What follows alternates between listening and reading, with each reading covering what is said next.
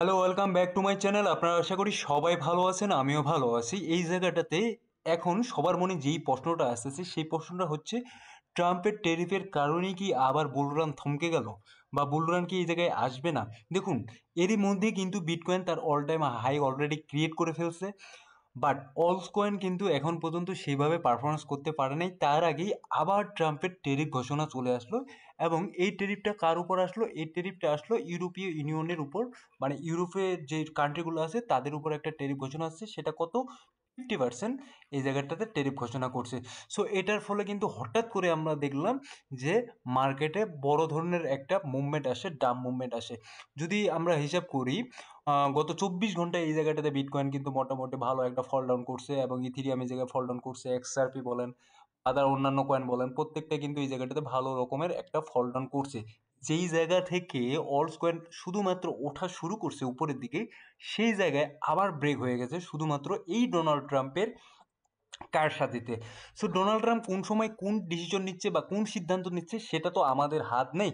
But মার্কেটের কথা যদি আপনি আমাকে বলতে বলেন, সেক্ষেত্রে আমি যেটা বলতেছি বা যেই জিনিসটা এই জায়গাটাতে বোঝা যাচ্ছে, দেখুন মার্কেট কতদূর পর্যন্ত এই জায়গাটাতে কারেকশন নিচ্ছে বিটকয়েনের ক্ষেত্রে, এই যে এই এরিয়াটা পর্যন্ত কারেকশন নিচ্ছে, দেন কিন্তু মার্কেট আবার আমরা উপরের দিকে মুভমেন্ট দেখতে পাচ্ছি। এটা 1 আওয়ারের টাইম ফ্রেম। সো এখন কথা হচ্ছে, এই জায়গাটা যদি ক্রস না করতে পারে, দেন তাহলে মনে করবো যে এটা all time high already create করে ফেলছে, এরপরে আর bitcoin all time high create করবে না। বাট বাট এখন কথা হচ্ছে যে এইটা যদি বিটকয়েন যদি এই জায়গাটাতে আর নতুন করে উপরের দিকে পাম্প না করে, সেক্ষেত্রে অলস কয়েনের কি হবে? ওভারঅল যদি এই মুহূর্তে আমরা ইনফ্লোটা দেখি, আমি কিন্তু বারবার বলতেছি যে ইটিএফ ইনফ্লো এটা কিন্তু অনেক গুরুত্বপূর্ণ মার্কেটের জন্য, বিটকয়েনের বলেন বা ইথেরিয়ামের বলেন বা আদার অলস কয়েনের বলেন। এই জায়গাটাতে কিন্তু গতকাল মানে 23 তারিখে এই জায়গাটাতে সেলিং প্রেশার আসছে, কার উপর? ফেডালিটি কিন্তু এই জায়গাটাতে সেল করছে, আরকাম এই জায়গাটাতে সেল করছে, এবং এই জায়গাটাতে কিন্তু গ্রেস্কেল সেল করছে। বাট এই জায়গাটা আপনারা যদি দেখেন, লক্ষ্য করেন, সেই জায়গায় ব্ল্যাক রক কিন্তু বাইং করতেছে, দাপিয়ে বাইং করতেছে এই জায়গাটাতে। সো ব্ল্যাক রক অবশ্যই কোনো কিছু জানে, বা ব্ল্যাক রক অবশ্যই এটাকে কন্ট্রোল করতে চায়, বিধায় কিন্তু ব্ল্যাক রক এই জায়গাটাতে মার্কেটকে স্টে করে রাখছে। বাট ওই জায়গায় ওই দিনে 23 তারিখে ট্রাম্পের ঘোষণা আসার পরেই যদি এই মার্কেটে ব্ল্যাক রক কোনো কিছু না কিনতো, শুধুমাত্র এই জায়গাটাতে আউটফ্লো থাকতো, তাহলে কিন্তু বিটকয়েন এই জায়গাটাতে আরো বেশি করে দাম করতো, যেটা আমরা হয়তো বা এই সাপোর্ট জোনটার নিচেও আমরা বিটকয়েনতে দেখতাম বিটকয়েনকে। ঠিক আছে?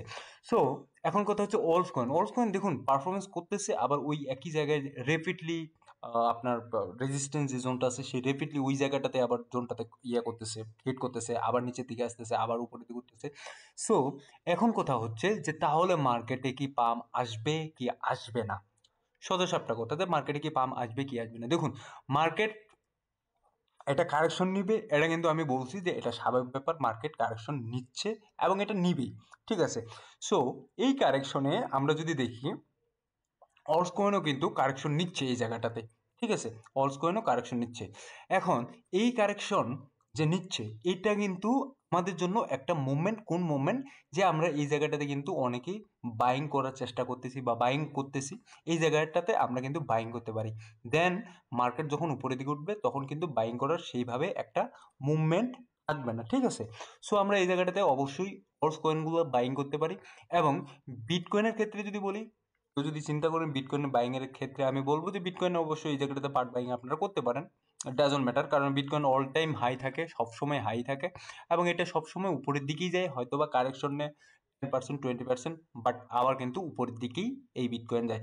সো আপনাদেরকে এতটুকুই আমি বলবো যে মার্কেটের মধ্যে এই মুহূর্তে যেটা আসতেছে সেটা হচ্ছে ট্যারিফ। ট্যারিফের কারণে কিন্তু এই মার্কেটের দাম আসছে, বাট আমার মনে হয় যে খুব তাড়াতাড়ি এই মার্কেট রিকভার করে সামনের দিকে অগ্রসর হবে। ঠিক আছে? অনেকে এই জায়গাটাতে অনেক কথা বলেন বা ব্যাড কমেন্ট করেন, এটা আসলে কি বলবো, যে আসলে অনেকেরই ধৈর্য নেই মার্কেটের উপর, যে মার্কেট আসলে কি করতেছে না করতেছে এটার উপর অনেকেরই আস্থা হারায় গেছে। এটা স্বাভাবিক ব্যাপার, কারণ যে হিসাবে অলস কয়েন পাম্প করার কথা বা অলস কয়েন সামনের দিকে আগানোর কথা, সেই হিসাবে কিন্তু এখনো আগাচ্ছে না। এখন পসিবিলিটি যেটা আছে, সেই পসিবিলিটি হচ্ছে যে সামনের দিকে এই অলস কয়েন ভালো একটা মুভমেন্ট দেখতে যাচ্ছে এবং এটার উপর ডিপেন্ডস করতেছে কিন্তু অনেকটা ইথিরিয়ামের কথা বলছি। ইথিরিয়াম যখন একটা ভালো মোমেন্টামে আসবে, ইথিরিয়ামের কথা গতকালকেই বলছিলাম, ইথিরিয়ামে যখন একটা ভালো মুভমেন্ট আসবে তখন কিন্তু এই অলস কয়েনগুলোতেও একটা ভালো মুভমেন্ট আমরা দেখতে পাবো। সো ধন্যবাদ সবাইকে, ভালো থাকবেন, সুস্থ থাকবেন, দেখা হবে নতুন কোনো ভিডিও নিয়ে আগামী দিনে।